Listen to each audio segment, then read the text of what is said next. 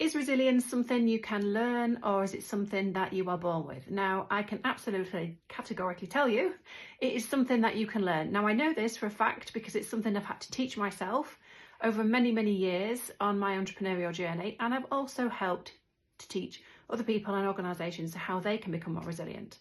So let's get straight into it. So it's not just theory, it's actually action, and we need to put these action steps into play regularly so we can strengthen our resilience muscle, because it is a muscle and we can strengthen it.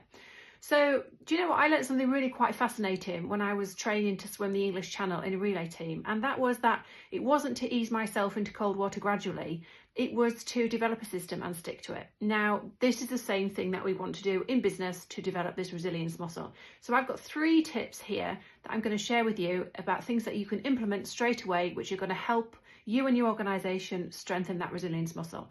Now, the first tip is, at the end of every day or at the end of every major project that you're doing, think about what 3 things have gone well. And this is called 3 things plus.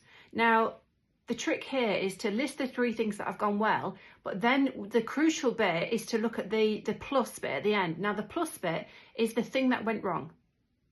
The thing that went wrong in what you were doing and how you handled it. Now, I use this and flex this many a time in my FMCG business, and it's incredible how it trains your brain to spot the opportunities and setbacks. So that's really, really good. 3 things that went well, 1 thing that went wrong, and how you adapted and overcome that challenge.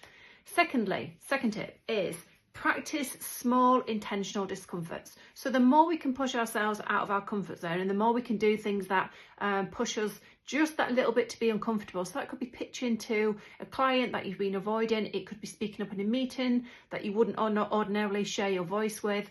It's just these little things that we can do on a daily basis that are just going to push us out of our comfort. So that's 2, practice an intentional discomfort.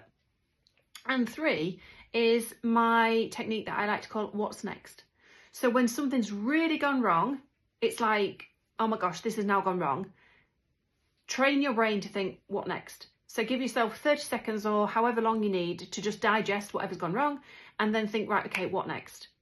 Because that helps us to see the opportunity or where we can rise from the setback. I also like to frame this as in because of. So because of that enabled me to do this.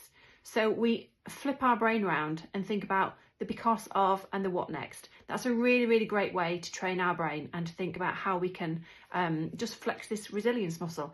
So remember, resilience is like a muscle. It grows through consistent, practical exercise and not just positive thinking.